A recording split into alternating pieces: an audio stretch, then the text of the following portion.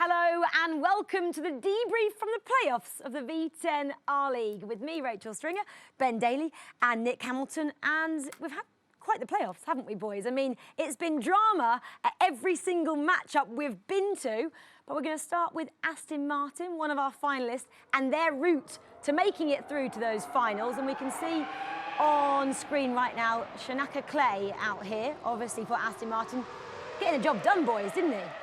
Yeah, they were so strong as a team. 4-0 straight away for Aston Martin against Williams, who are runners-up from last year. So they really set their stall out early in that matchup.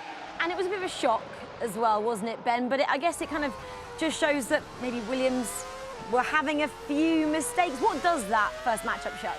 It shows that, yeah, they were lacking the pace. I think that over the course of one lap, they were really struggling to keep with Aston Martin. And it showed with their desperation in those team races, in the relays. They were having to force these moves that were a little bit uncomfortable for them. They were just put in a desperate position. And, yeah, they just crumbled, really. But I guess it also showed teamwork was super important for Aston Martin because all three of the drivers have been super strong, haven't they? Haddad, Clay and Blakely, of course. It wasn't just one of them. I think that's what kind of made the difference in the end, especially moving forward into their semi-final, which was against McLaren Shadow, who we all thought were going to make it through to the final. But it wasn't to be in the end there either, was it, Ben?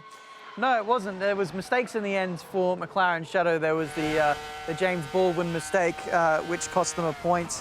But then also there was a penalty in the relay race. They actually got two penalties, which ultimately cost them 2 points. So, yeah, Aston got through. They were right on the pace of McLaren right throughout. And, untimely mistakes from McLaren. It was the first time, really, Nick, that James Baldwin had made a mistake in the entirety of season 2, and that's what kind of cost them in the end. But if we went to the final, yeah, Lucas Blakely there, fist pumping in the air. He said he was exhausted after that one. The whole team were. In the end, obviously, ended in a draw, but again, it went back to those crucial points in the team race, and that's what kind of mattered throughout the entire playoffs as well, Nick. Yeah, I mean, it was really interesting to see James Baldwin come under pressure. It was the first time I think he's been behind a car all season, fighting for 4th and 5th, and a couple of mistakes on his half, which has definitely made it difficult for their day as a team. But yeah, I mean, going back to Aston Martin, they've had a solid day. Shanaka Clay, especially, I think, has been a very, very good supportive driver. And also, Daniele Haddad is now getting stronger as well and being so supportive for Lucas Blakely, who's basically been driving out of his skin.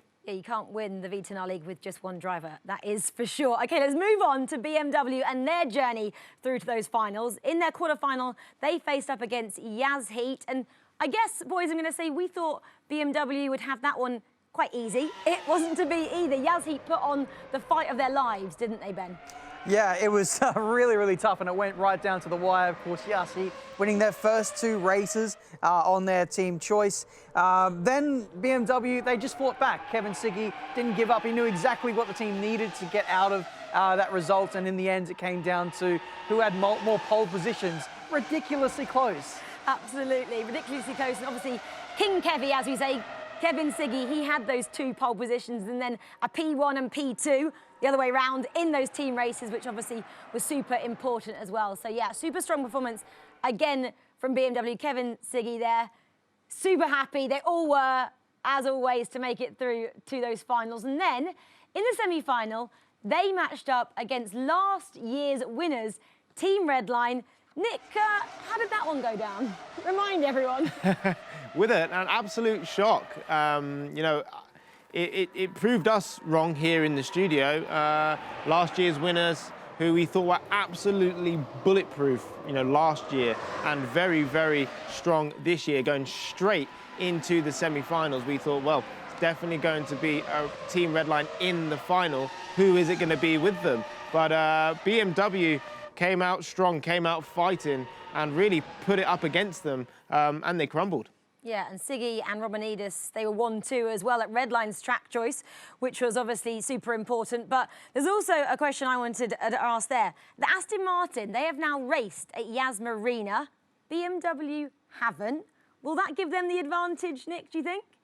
I mean, it could do, but obviously they've got quite a bit of time to practice now. They need to get their head in the game straight away, and I'm sure they're going to be doing lots of race runs, making sure they got a lot of pace consistently because they'll know that they're up against it.